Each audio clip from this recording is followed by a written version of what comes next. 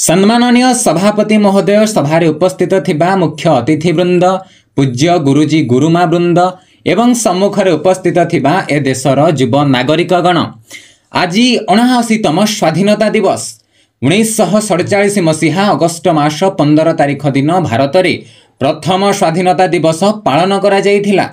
सेदिन भारतर 200 वर्ष पराधीनतार विराम लागिथिला। सेदिन सहस्र महापुरुषंक आत्म बलिदानर प्राप्ति समस्त भारतीयों को प्राप्त होइथिला। सेदिन भारतर प्रथम स्वाधीनतार झंडा उत्तोलन होइथिला एवं आज पुणी थरे सही स्वाधीनतार झंडा उड़ीब।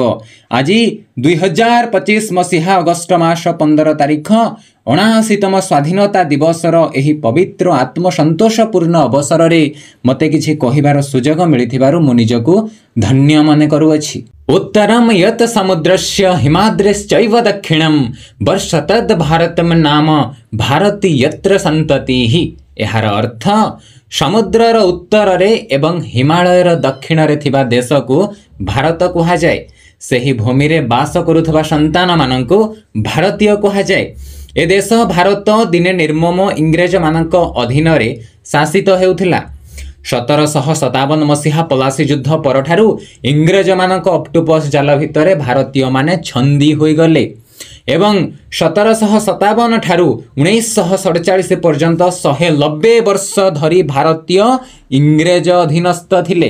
1857 मसीह एही पराधीन भारत को स्वाधीन करिबा पाई भारत मार वीर पुत्रगण पण करिथिले। महात्मा गांधी, सुभाष चंद्र बोस, गोपबंधु दास, बक्सी जगबंधु भली सहस्र वीरपुरुष मानक उद्यम, संघर्ष, संग्राम एवं अहिंसा को निज अस्त्र करी बिना शस्त्र घातरे आत्म बलिदान द्वारा एही भारत मार स्वाधीनता और अखंडता को फेराई आनिथिले।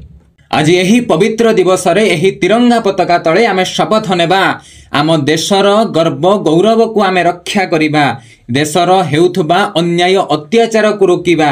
कारण आम भारत मातार सम्मान ही आमर सम्मान, आम भारत माता ही आम समस्तंकर गर्व। यह को रक्षा करिबा आम समस्तंकर कर्म, आम कर्म ही आम धर्म।